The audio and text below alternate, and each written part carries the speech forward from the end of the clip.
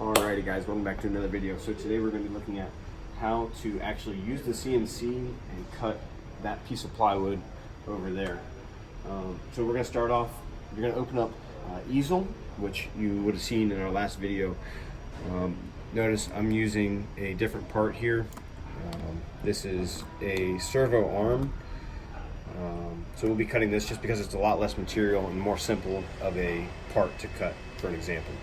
So we're going to start by turning on our CNC. There's a switch on the back here. David, I don't know if can you see that? Awesome. So we're going to flip the switch on, and if you come over to this side, you'll hear it kick on and you'll see a power button.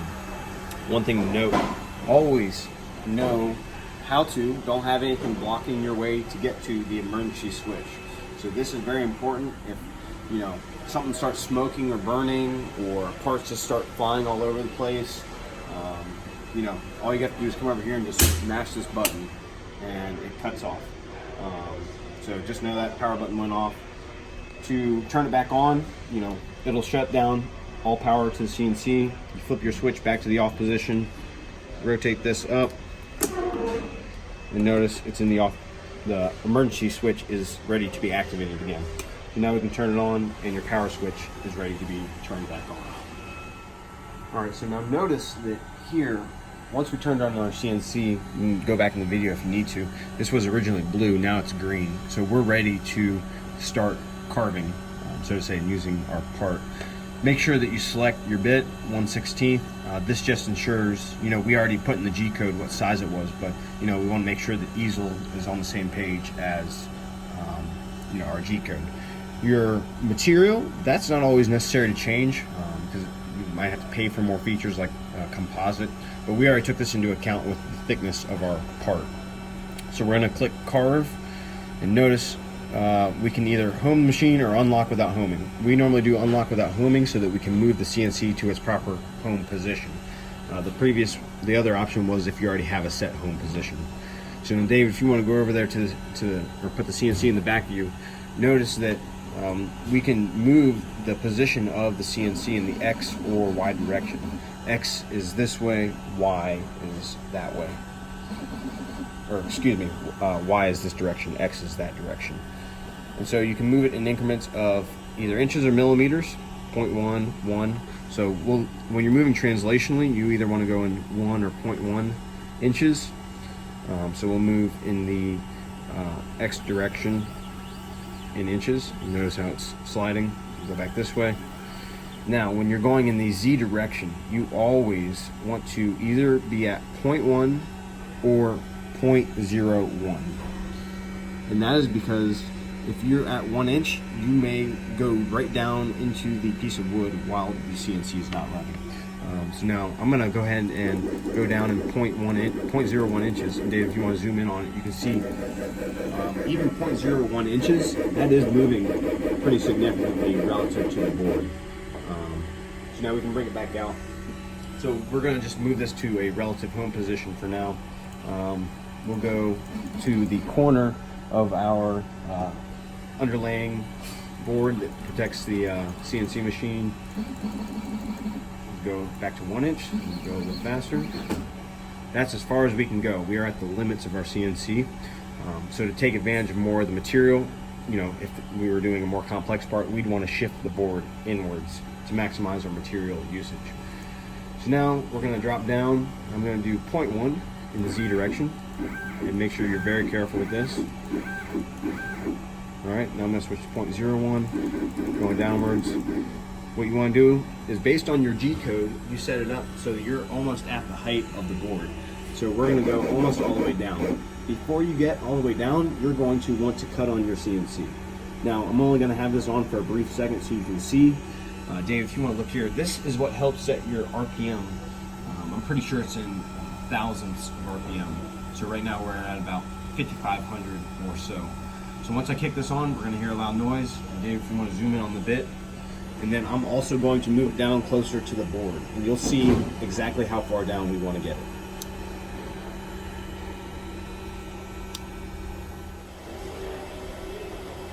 Alright, so we're going to kick this on, and you'll see just how far down we need to go for the material.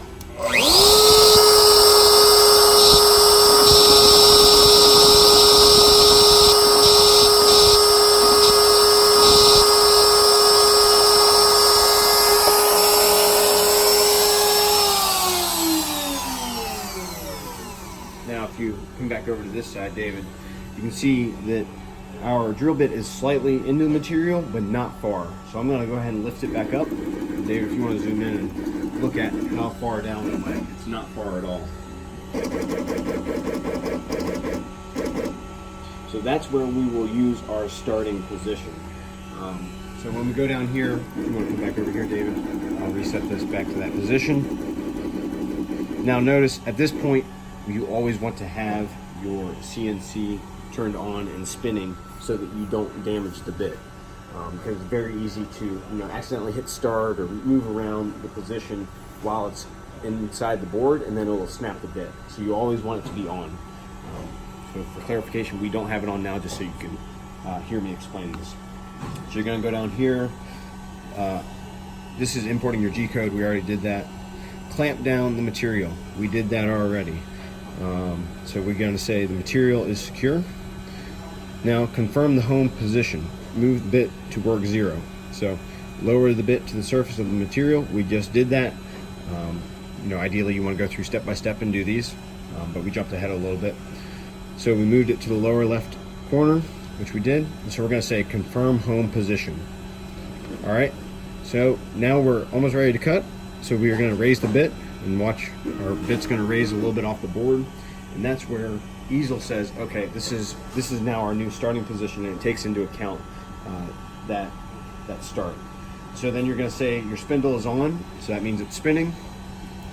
So we'll just so here we'd have it on, and then you'd be ready to hit the carve button.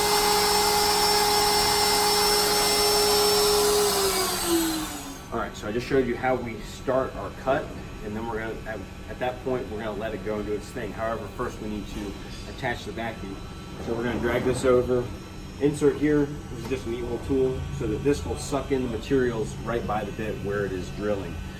So you're going to have your vacuum on the whole time, so this switch, while your CNC is running. And you want to make sure that your vacuum's close, and maybe even put the hose up over on this other side over here so that it can move around the table and not pull the vacuum and have so much stress. You don't want this to hurt your part while it's cutting, and maybe change the sizing of it. All right, so let's talk very briefly about the bits. So this is a 1/16 bit, as mentioned previously. You need to know what bit you're using, the size, the strength of it. Sometimes that just comes with working with the bit a little bit, as well as the material you're cutting and your feed rate. So you can only move, as we talked about in one of the previous videos, you don't want to move too fast, because if you do, you might snap your bit, as well as you might not have a very clean cut. But if you move too slow, you're going to waste a lot of time too, and you don't want to overheat your bit. So there's a bunch of different factors. I suggest talking with somebody who has a little bit of experience, either manufacturing lead or myself, and we can walk you through on how to properly use the correct size bit on a material. Now, for example, we have 1/32 bits, and you never want to use those unless you are doing a very precise bit, or a very precise part, because those are more expensive bits and they're very easy to snap, and you have to be very careful with those. So yeah, let's come back over here, and we're going to look at going ahead and starting our cut. So first off, safety glasses and mask.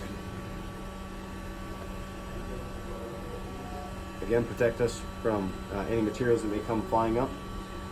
So now we're going to go on here. I already said our spindle was on, so I'm going to kick that on.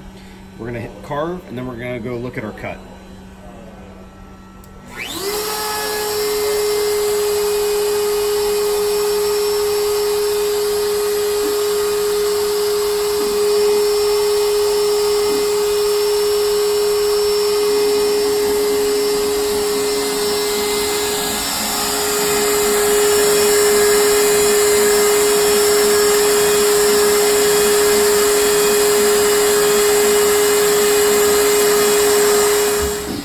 Now, while that's cutting, normally we want to be over our part and watching it and making sure, that nothing's flying off, nothing's overheating, the bit didn't snap.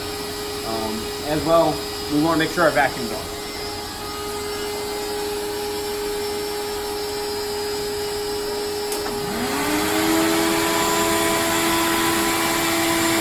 So now that our vacuum's on, that's very important, especially if you have materials like composites going up.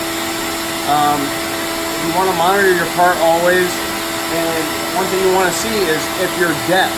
Now the depth of your part the machine may overcut, so you don't want your part to fly out and become messed up. And so you'll see here in a little bit, once we have closer to the end, you'll see what I'm talking about by we need to monitor, especially towards the end, so our part doesn't fly out.